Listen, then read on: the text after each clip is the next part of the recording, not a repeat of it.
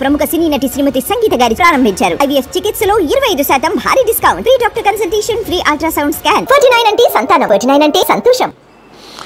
ముంబై నటి జత్వానీకి సంబంధించినటువంటి కేసు కొనసాగుతూ ఉన్నటువంటి విషయం అందరికీ తెలిసిందే. నిన్న గురువారం ఆమె మరొకసారి విజయవాడకు రావడం జరిగింది. విజయవాడలో ఉన్నటువంటి కమిషనరేట్కి వచ్చినటువంటి ఆమె ఈ కేసుని ప్రత్యేకంగా దర్యాప్తు చేపడుతున్నటువంటి స్రవంతి రాయ్ని కలవటం జరిగింది. ఐపీఎస్ స్రవంతి రాయ్ని కలిసినటువంటి ఆమె ముఖ్యమైనటువంటి పోలీస్ అధికారుల మీద ఫిర్యాదు చేసినట్లుగా తెలుస్తుంది. అనంతరం ఆమె మీడియాతో మాట్లాడుతూ గతంలో తాను ముంబైలో ఒక వ్యాపారవేత్త మీద పెట్టినటువంటి కేసుని వెనక్కి తీసుకోమని తన మీద ఒత్తిడి తీసుకువచ్చారని, దీంట్లో భాగంగానే తన మీద కుక్కల విద్యాసాగర్ చేత ఒక తప్పుడు కేసుని పెట్టించి కేసు పెట్టినటువంటి 24 గంటల్లోపే ప్రత్యేక విమానంలో ముంబై వచ్చి తనని తన కుటుంబ సభ్యులను విజయవాడకు తరలించి ఇబ్రహీంపట్నం పోలీస్ స్టేషన్లో 40 రోజుల పాటు నిర్బంధించి అనేక చిత్రహింసలకు గురి చేయటం జరిగిందని, కుక్కల విద్యాసాగర్ పెట్టినటువంటి కేసు పూర్తిగా తప్పుడు కేసు అని, 17 క్రిమినల్ కేసులు ఉన్నటువంటి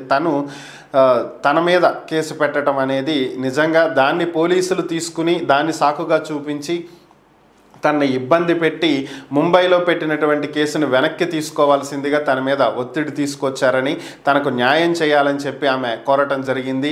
ఇటువంటి విషయాన్ని రాజకీయ రంగుపులిమి రాజకీయ అవసరాలకు ఉపయోగించుకుంటాం నిజంగా బాధాకరమని, దీంట్లో పలువురు పోలీసులు కూడా ఉన్నారు అని చెప్పి ఆమె తెలియజేయటం జరిగింది. వారిలో ముఖ్యంగా అప్పుడు ఐపీఎస్లుగా అలాగే పోలీస్ కమిషనర్ అలానే డీసీపీగా వ్యవహరించినటువంటి విశాల్ గున్ని, కాంతి రాణా టాటా వీళ్ళ మీద ముఖ్యంగా ఆమె ఫిర్యాదు చేసినట్లుగా తెలుస్తుంది. వీరితో పాటు ఒక 2 సిఐలు కూడా ఉన్నట్లుగా సమాచారం.